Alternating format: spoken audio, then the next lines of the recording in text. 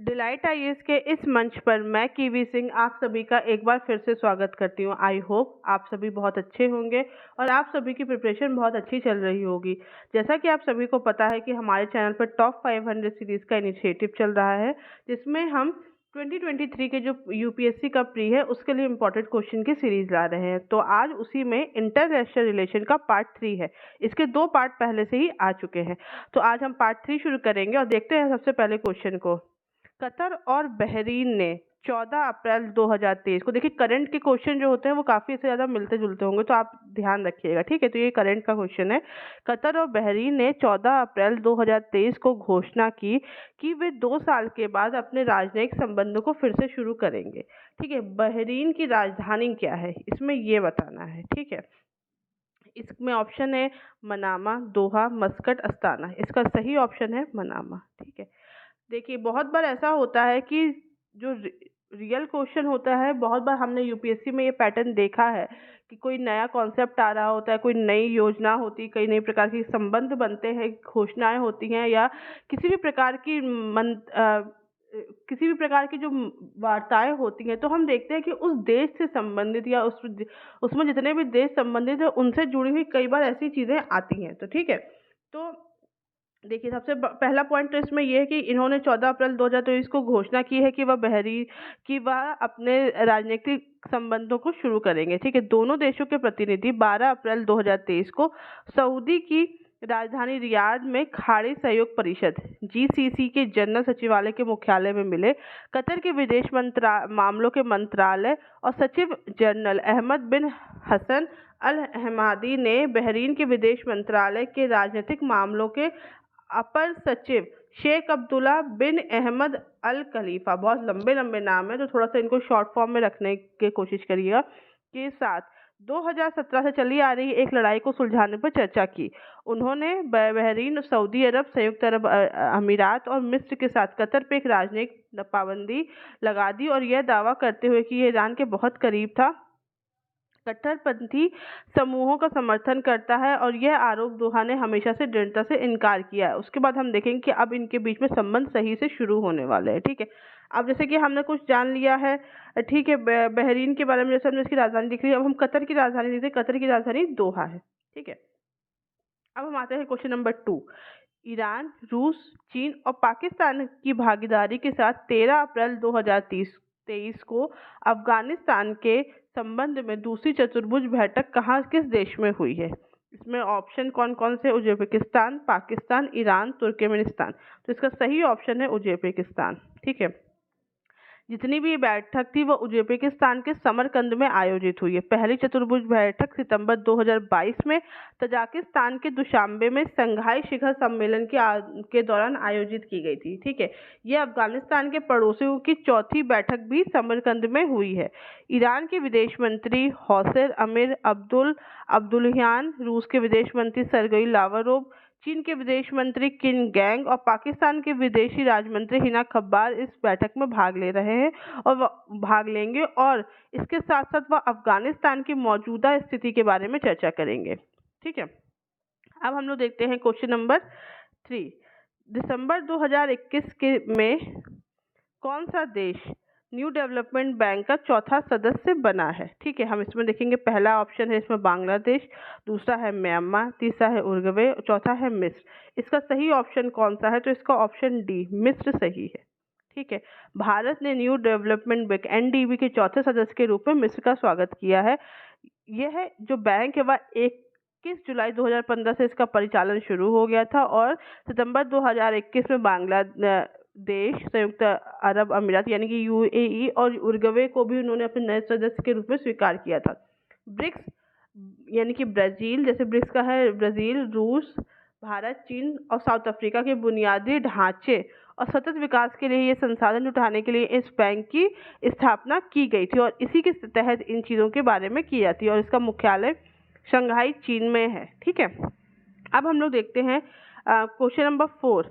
अप्रैल 2022 में संयुक्त सभा द्वारा किस देश का मानवाधिकार परिषद से किसको निलंबित कर दिया गया है? चीन, रशिया, यूक्रेन या यमन। तो इसका सही उत्तर, जैसा कि आप सभी को पता है, रशिया और यूक्रेन के वॉर की वजह से इसका सही उत्तर है रशिया, ठीक है। इसको प्रस्ताव को मंजूरी दी गई थी और अमेरिका द्वारा इस प्रस्ताव को प्रस्तुत किया गया था। इसके पक्ष में 93 वोट मिले थे, 24 देशों ने वोट नहीं दिया था। भारत सहित 58 देशों में ने भाग भी नहीं लिया था। यह भी देखने वाली योग्य बात है कि भारत ने यहाँ पे भाग नहीं लिया था। यह देशों का परिषद में से किसी भी मतलब पहली बार हुआ है किसी देश का दूसरा निलंबन है, ठीक है। और हम देखेंगे कि मानवाधिकार परिषद के बारे में जानते हैं तो यह एक संयुक्त राष्ट्र निकाय का एक निकाय है जिसका मिशन दुनिया भर में मानवाधिकार को बढ़ावा देना और उनकी रक्षा करना है, ठीक है। इसका मुख्यालय जिनेवा स्विट्जरलैंड में स्थित है और 2006 में इसकी स्थापना हुई है। अब हम लोग देखते हैं क्वेश्चन नंबर 5। पीसीए के स्थायी न्यायालय के संदर्भ में निम्नलिखित कथनों पर विचार कीजिए। पहला, यह द हेग नीदरलैंड में स्थित एक अंतर्राष्ट्रीय सरकारी संगठन है। पीसीए एक अदालत नहीं है बल्कि एक नौकरशाही है जो हल करने के लिए एक मध्यस्थ न्यायाधिकरण की सेवाएं प्रदान करती है और सदस्य राज्यों के विवाद का एक हिस्सा उसको सुलझाती है। तीसरा, ये संयुक्त राष्ट्र का एक हिस्सा है। इसमें हमें बताना है कि कौन सा ऑप्शन सही है। इसका सही ऑप्शन है बी, केवल 1 और 2 जो है वो इसमें सही होगा, ठीक है। इसमें देखिए पीसीए एक तरीके से मध्यस्थता का स्थायी न्यायालय है, ठीक है। यह नीदरलैंड के हेग में स्थित एक अंतर सरकारी संगठन है जो हल करने के लिए एक मध्यस्थ न्यायाधिकरण की सेवा करती है। यह एक अदालत नहीं है बल्कि एक न्यायाधिकरण की प्रक्रिया है, ठीक है। इस सदस्य देशों, अंतर्राष्ट्रीय संगठनों या निजी पार्टियों के बीच में किसी भी प्रकार के विवाद होते हैं, इंटरनेशनल विवाद होते हैं, उनके बीच में समझौता करवाती है। इसके मामले क्षेत्रीय भी हो सकते हैं, समुद्री सीमाओं से जुड़े हो सकते हैं, संप्रभुता और कानूनी मुद्दे से भी जुड़े ही हो सकते हैं। मानवाधिकार, अंतर्राष्ट्रीय निवेश और अंतर्राष्ट्रीय क्षेत्रीय व्यापार भी इसमें शामिल है। अच्छा, इसको हम अंतर्राष्ट्रीय न्यायालय के साथ भ्रमित नहीं होना चाहिए, यह एक अलग है, ठीक है। इसकी स्थापना 1899 में हुई थी। जो इसका जो विवाद है वह द पीस पैलेस 1913 में हेग में पीसीए के लिए एक अलग से इमारत बनी हुई है अंतर्राष्ट्रीय न्यायालय के अंतर्गत। यहाँ पर इसके बारे में एक हमें देखने को मिलता है। अब हम देखते हैं क्वेश्चन नंबर 6। 1961 के वियना सम्मेलन के संबंध में निम्नलिखित कथनों पर विचार कीजिए और इसमें से कौन सा कथन सही है। पहला, भारत इसका सदस्य। दूसरा, संधि मेजबान देशों को दूतों को निष्कासित करने का अधिकार देती है। इसमें ऑप्शन कौन सा सही है? इसमें ऑप्शन सी सही है। दोनों ही ऑप्शन जो है इसमें वो सही हैं, ठीक है। वियना जो सम्मेलन है इसको राजनीतिक संबंध वियना कन्वेंशन 1961 में संयुक्त राष्ट्र सम्मेलन द्वारा अपनाया गया था, ठीक है। यह वियना ऑस्ट्रेलिया में हुआ था। यह न केवल राजनयिकों पर लागू होता है बल्कि सैन्य और असैन्य कर्मियों पर भी लागू होता है। यह सैन्य विभाग जो राजनयिक के प्रमुख अधिकार है उसके देश के तहत मौजूद है, ठीक है। इस संधि का महत्वपूर्ण पक्ष यह है कि राजनयिकों के लिए कानूनी प्रतिरक्षा का प्रावधान है ताकि उन्हें ऐसा मजबूरी में करना पड़े, ठीक है। सम्मेलन के अनुच्छेद 9 में कहा गया है कि मेजबान देश के राजनीतिक स्टाफ के किसी भी सदस्य की घोषणा कर सकता है और किसी भी समय किसी भी कारण इसको मिशन से वापस बुलाया जा सकता है। इसके साथ साथ हम ये देखते हैं कि यहाँ पर मेजबान देशों के कानून के अनुसार अभियोजन का सामना करना पड़ता है। अब हम देखते हैं क्वेश्चन नंबर 7। कार्टर सिद्धांत संयुक्त राज्य अमेरिका की एक नीति है। पहला, डियोगे गार्सिया के आसपास हिंद महासागर क्षेत्र में अपने हितों की रक्षा के लिए। दूसरा, समाजवाद के प्रसार को रोकने के लिए। तीसरा, फारस की खाड़ी में अपने राष्ट्रीय हितों की रक्षा के लिए यदि आवश्यक हो तो, और सैन्य बल का उपयोग करना। और चौथा है पूंजीवादी क्यूबा में साम्यवाद के उदय को रोकने के लिए। तो हम इसमें देखेंगे कौन सा ऑप्शन सही है। इसमें ऑप्शन सी सही है, ठीक है। कार्टर सिद्धांत संयुक्त राज्य अमेरिका के राष्ट्रपति जिमी कार्टर द्वारा एक घोषित नीति थी। इन्होंने 1980 में state of the union address में कहा था कि यदि संयुक्त राज्य अमेरिका को सैन्य बल का भी प्रयोग करना पड़े तो वह सैन्य बल का प्रयोग करेगा और फारस की खाड़ी में अपने राष्ट्रीय हितों की रक्षा करेगा। अब हम लोग देखते हैं क्वेश्चन नंबर 8। कूटनीति के ट्रैक के संबंध में निम्नलिखित कथनों पर विचार कीजिए। ट्रैक 1, डिप्लोमेसी, आधिकारिक चर्चाएं। Track 2, diplomacy, unofficial dialogue. Track 3, diplomacy, people to people diplomacy, ठीक है। इसमें हमें ये बताना है कि कौन सा कथन सही है। इसमें हम देखेंगे ऑप्शन ए सही है। जितने भी ऊपर है ना वो सब सही है, ठीक है। ट्रैक 1, डिप्लोमेसी, इसका मतलब है आधिकारिक चर्चाएं होती है। इसमें आमतौर पर उच्च स्तरीय राजनीतिक और सैन्य नेता शामिल होते हैं। इसमें युद्ध विराम, शांति वार्ता और संधियों समझौतों पर ध्यान केंद्रित किया जाता है। दूसरा है ट्रैक 2, डिप्लोमेसी। ठीक है। इसमें अनऑफिशियल डायलॉग है, ये संबंध बनाने के उद्देश्य से अनौपचारिक संबंध और समस्या समाधान की गतिविधियां होती है। नई सोच को प्रोत्साहित करता है और आधिकारिक प्रक्रिया को सूचित करता है। ट्रैक 2 गतिविधियों में आमतौर पर क्या क्या शामिल होता है? प्रभावशाली शैक्षणिक, धार्मिक, गैर सरकारी संगठन के नेता और अन्य नागरिक समाज अभिनेता के रूप में बात करते हैं। ठीक है। यहाँ पे उच्च पदस्थ अधिकारी की तुलना में स्वतंत्र रूप से लोग अपने में आपस में बातचीत कर सकते हैं और आधिकारिक और गैर आधिकारिक संघर्षों को हल करने के लिए प्रयास करते हैं। और ट्रैक 3 डिप्लोमेसी है, पीपल टू पीपल डिप्लोमेसी। इसमें व्यक्ति और निजी समूहों द्वारा शुरू की गई ये डिप्लोमेसी है। इसमें शत्रुतापूर्ण समुदायों के बीच बातचीत और समझ को प्रोत्साहित करता है और जागरूकता को भी शामिल करता है। इन समुदायों के भीतर उत्थान और सशक्तिकरण दिया गया है और आमतौर पर ये जमीनी स्तर पर केंद्रित करता है। इस प्रकार की कूटनीति में अक्सर बैठकें और सम्मेलन आयोजित करना, मीडिया एक्सपोजर करना, इन सब चीज़ों पर जोर दिया जाता है। अब हम लोग देखते हैं क्वेश्चन नंबर 9। ठीक है। भारत ने निम्नलिखित में से किस संधि पर हस्ताक्षर नहीं किए? ठीक है।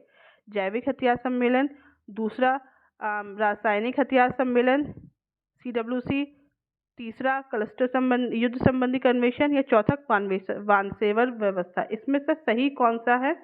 इसमें ऑप्शन सी सही है। केवल जो 3 है उसमें नहीं किए गए। क्लस्टर युद्ध सामग्री पर जो कन्वेंशन है, यह संयुक्त राष्ट्र द्वारा अपनाए गए कानूनी साधन है जो क्लस्टर युद्ध सामग्री को के सभी उपयोगों, उत्पादन और हस्तांतरण, भंडारण पर रोक लगाता है। इसके अलावा यह उत्तरजीवियों और उसके समुदायों की पर्याप्त शिक्षा करता है। दूसरी क्षेत्रों की सफाई और जोखिम की शिक्षा के लिए भंडारण और विनाश के लिए भी एक रूपरेखा तैयार करता है। सम्मेलन की पुष्टि करने वाले देश क्लस्टर युद्ध सामग्री का कभी भी प्रयोग करने के लिए बाध्य नहीं होते हैं। ठीक है। क्लस्टर युद्ध सामग्री और भारत इसका हस्ताक्षर करता नहीं है, लेकिन सरकार इन हथियारों से जुड़ी मानवीय चिंताओं से को स्वीकार करता है। भारत क्लस्टर बमों को वैध हथियार मानता है और इनके उत्पादन और निर्यात भी करता है। भारत इन हथियारों का आयात भी करता है, लेकिन कभी इन्होंने इसका इस्तेमाल नहीं किया था। पाकिस्तान ने एक बार 2019 में कहा था कि भारत ने LOC पर क्लस्टर गोला बारूद का इस्तेमाल किया है और नागरिकों को निशाना बनाया है, ऐसा कहा गया था, लेकिन भारतीय सेना ने इस प्रकार के आरोपों को झूठा बताया था। ठीक है। तो भारत इसका प्रयोग करता है, मतलब बनाता है और आयात और निर्यात करता है, लेकिन कभी इसका प्रयोग नहीं करता है। अब हम देखते हैं क्वेश्चन नंबर 10। निम्नलिखित में से कौन सा कथन स्वतंत्र राज्यों के राष्ट्रमंडल से संबंधित कौन सा सही है? ठीक है। पहला, ये वे देश हैं जो कभी अंग्रेजों के अधीन थे। दूसरा, इसका मुख्यालय लंदन में है। तीसरा, वर्तमान में इसमें 9 सदस्य हैं और 2 सहयोगी देश और जॉर्जिया केवल एक पूर्व सदस्य है। इसमें हमें बताना है कि कौन सा ऑप्शन सही है। ठीक है। तो इसमें ऑप्शन बी, जो केवल 3 है, वो सही है। ठीक है। स्वतंत्र राज्यों का राष्ट्रमंडल को रूसी राष्ट्रमंडल भी कहा जाता है। यह यूरेशिया के में स्थित 9 सदस्य राज्यों और 2 सहयोगी सदस्यों का परिसंघ को गठन किया गया है। यह सोवियत संघ के विघटन के दौरान जो सभी पूर्वी सोवियत गणराज्य, मतलब जो पहले USSR के जितने भी सदस्य थे, उनके लिए बनाया गया है। इसको दिसंबर 1991 में बनाया गया है और इसका जो मुख्यालय है वह मिन्स्क, बेलारूस में है। ठीक है। स्वीकृत घोषणा पत्र में राष्ट्रमंडल के प्रतिभागियों ने इस पर बातचीत पर घोषणा की है और सभी देश पे समानता और संप्रभुता के आधार पर बराबरी रखने का अधिकार जताया है। अच्छा, इसमें कौन कौन से देश हैं? Azerbaijan, Armenia, Kazakhstan, Kyrgyzstan, Tajikistan, Uzbekistan, Belarus और मालदोवा, रशिया। ठीक है। ये हैं। जॉर्जिया इसका पूर्व सदस्य था और जो सहयोगी देश है वह हैं तुर्कमेनिस्तान और यूक्रेन। ठीक है। तो आज की वीडियो में बस इतना ही। ये इंटरनेशनल रिलेशन का तीसरा वीडियो था। इसकी PDF आपको अब हमारे टेलीग्राम ग्रुप में मिल जाएगी, तो आप उससे जरूर जुड़िए। Thank you so much.